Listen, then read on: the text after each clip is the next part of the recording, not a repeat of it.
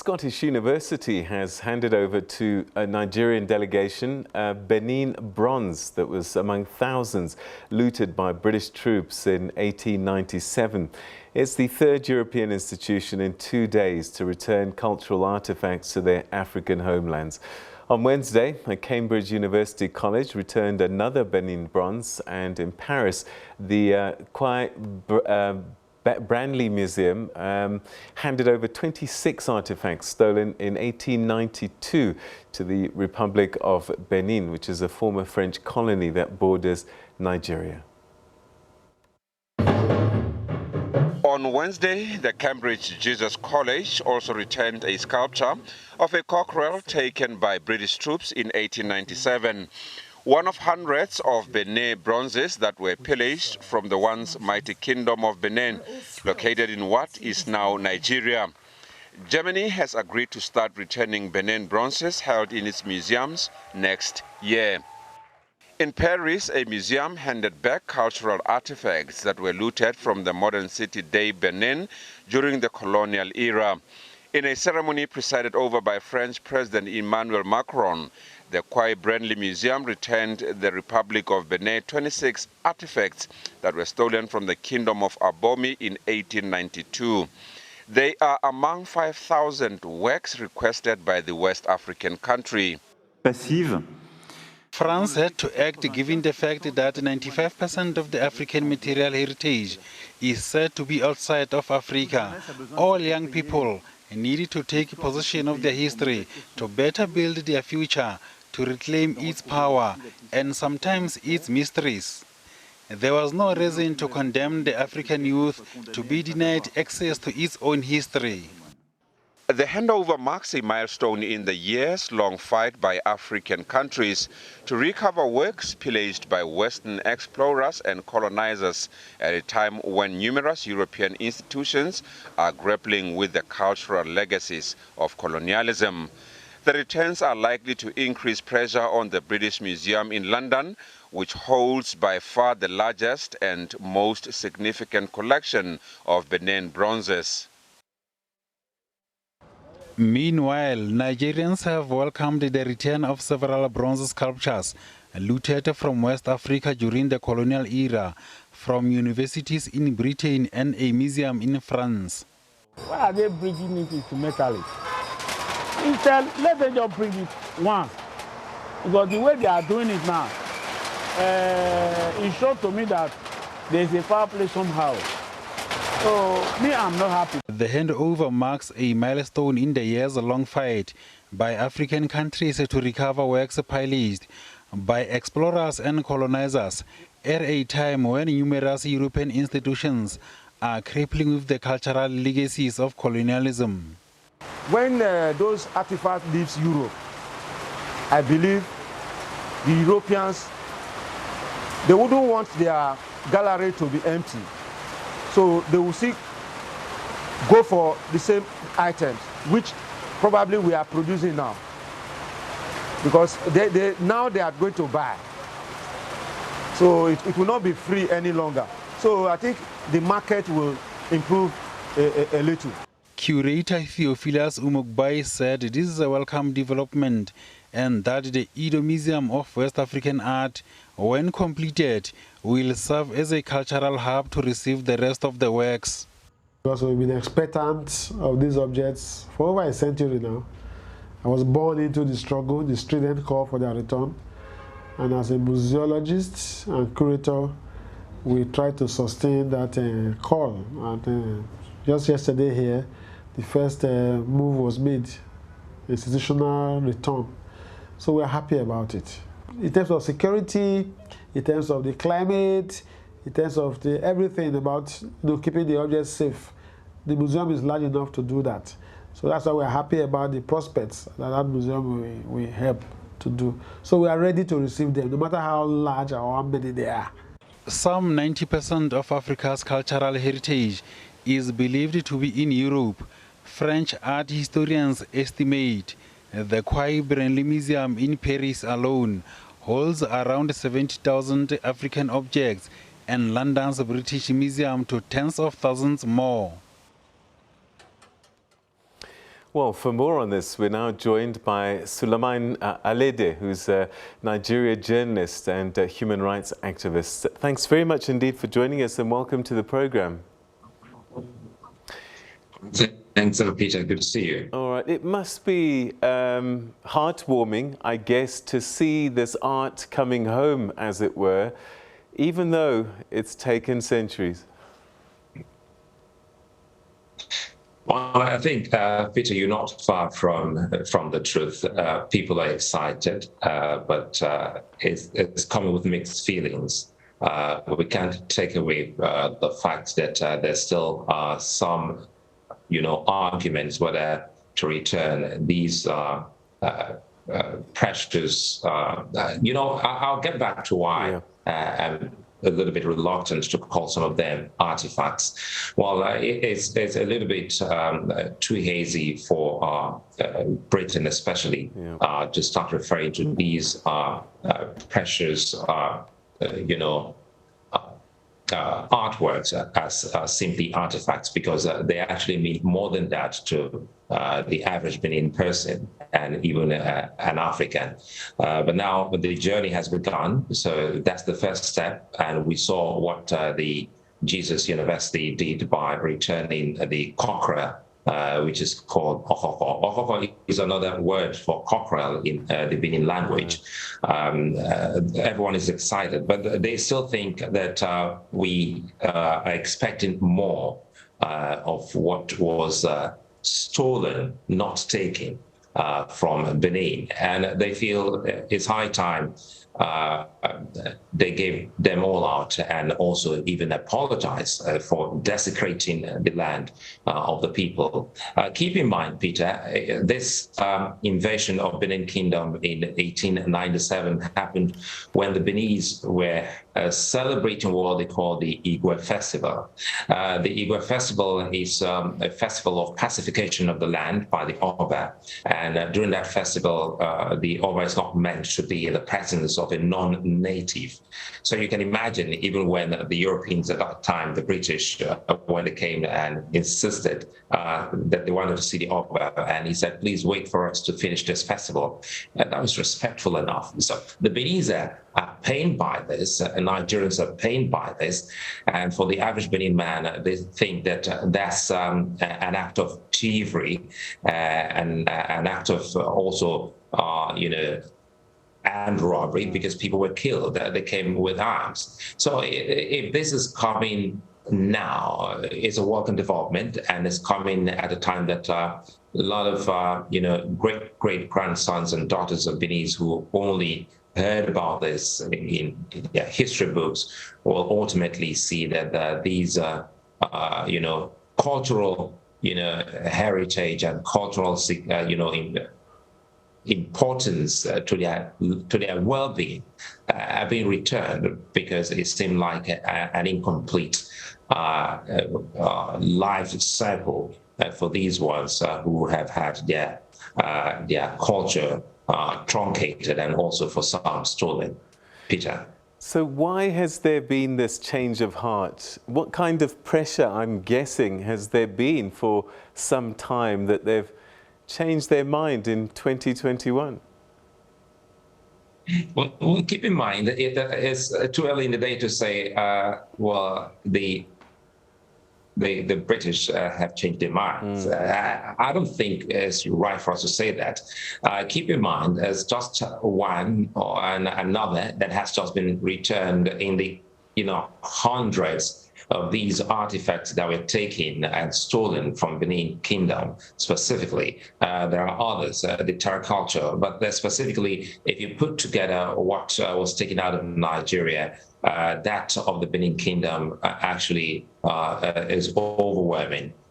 For now, the conversation is, look, we've spent billions, protecting, preserving these artifacts for you, and we built these magnificent buildings called museums to keep them. How do you think that we're just going to let it all go? But again, there's also another argument by some saying that talking about the culture preservation, that for some Africans, or specifically for Nigeria, they may not have that culture of preservation to preserve these artworks. So bringing them back to Nigeria may mean the end of these precious artworks. But put it this way, Peter, it's a case of theft. They weren't gifted these artworks. And for an average African, specifically the Beninese, and even for those in southeast of Nigeria, they have what they call their personal guardian angel. In every Benin home back in the day, they have their personal call it a deity. But for these white people, they thought that these were just artifacts. That was why initially I said, well, these are not artifacts. These are more like the gods, the deities of those people who that were stolen. And they still believe that's a desecration of the land. And well, for these to be returned will mean a whole lot. So talking about whether they suddenly made up their mind, it's too early in the day to say the Briton or British have made up their mind. Otherwise, more than one would have returned. The argument or the debate is still on there, whether to return or not to return. And for some other people, they're still thinking that perhaps they should put more pressure on the British to ensure that these artifacts, these deities, these artworks, irrespective of what you want to call them, are being returned back home to where they rightly belong, so that there will be a complete appeasement and a complete, bringing together of these people that felt that a part of their culture has been, snatched from them since 1897. I mean, I'm just listening to you and I'm thinking it must be a hard sell to say, we're taking care of these precious artworks on your behalf and expecting Nigerians and Beninese to get on an aeroplane, travel to Europe, pay to go into a museum to see their culture and their history being displayed in a foreign country. Peter, I'll still put it the way I started off. If you were to visit the Benin Kingdom in the south of Nigeria, in present-day Edo State, if you have the privilege of visiting the Oba of Benin, Oba Ewai II, you probably will get a gift from him. So if these visitors were gifted these, artworks or artifacts, then you say that's a gift. For an average African, I'm happy you are also an African. For an average African, we don't ask, anyone to return a gift that has been so given. But these are things that were stolen, So if you stole my book because the book has been lying fallow on my shelf, and you say I wasn't reading it, and so you stole it, it's still a case of theft. So whether you made good or better use of it or not, well, you have actually taken something without my permission. So I felt that by now, since Nigeria and Britain have maintained a very cordial relationship, since the colonial days till this present day, the debate whether to return or not shouldn't be what the two countries should be discussing now. I thought they should have a mutual understanding for those artworks that are that have been so recognized as deities to the Beninese or to people in Nigeria or anywhere in Africa.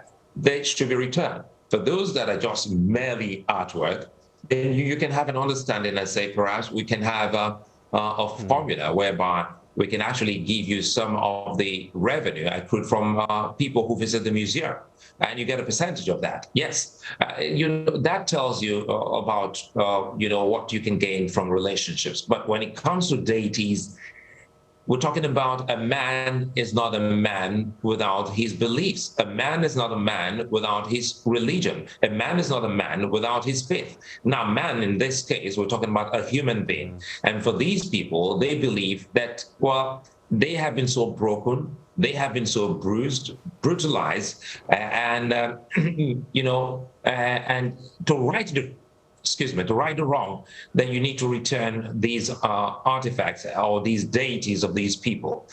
Keep in mind that the conversation between the Jesus University and the Nigerian people or the Nigerian government didn't take too long a time. It tells you something. It only takes, some form of commitment and understanding and a good heart to see that a people's history and identity have been taken from them. And if they're still asking this year, 2021, for a return of these, artworks for these deities and their identity, then I think, it's a good thing for us to willingly hand them over, in a cordial way. All right, so whilst we must appreciate and be grateful for seeing at least some of these artworks returned, one gets a sense that there's a much bigger journey still that needs to be traversed, because our artworks are all over the world, aren't they? Well, absolutely, and that's why I did say, it goes beyond artworks. Let me quickly put in this here quickly. All over the world, there are places whereby before the advent of Christianity and Islam, a lot of people had their deities represented by, some physical object that they can actually relate with.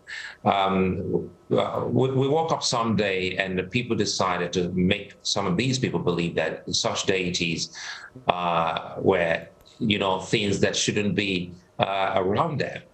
Keep in mind, before Islam came through the Prophet of Islam, Muhammad, Mecca in today's Saudi Arabia was a place that had over 360 idols. People were trooping to the present-day Mecca to, worship deities. So if today Islam has taken place in Mecca, Saudi Arabia, and a lot of Muslims around the world, including your country, South Africa, then it tells you that there are some people who still believe in these deities. So for the fact that you're a Christian, the next person is a Muslim, it doesn't necessarily mean that you must not, allow the other person who still believes in having his deity that you're keeping for yourself and to yourself for it not to be returned. So if we take a proper inventory of these so-called artworks and try to identify those that are actually deities. For those in the southeast of Nigeria, they call these their chief, it's like their personal, their guardian angels. So you need to return them and ultimately see how you can actually have an understanding with every other artwork that is simply artwork, to see how, if possible, if they can remain with these people that have been keeping them for for centuries now. Sulaiman Aledeh, we're going to have to leave it there, but thanks very much indeed for giving us some perspective on what we must celebrate, but also with a bit of awareness of the bigger picture. Thank you so much. You're welcome, Peter. All right, that's Sulaiman Aledeh speaking to us about artworks that have been returned to Nigeria, Benin bronze that have been taken in 1897. There's so much art out there which is more than artifacts, is what we've been hearing, and linked very much to the culture, the people, and Africa's deities. And one hopes that all of these artworks around the world will be returned one day.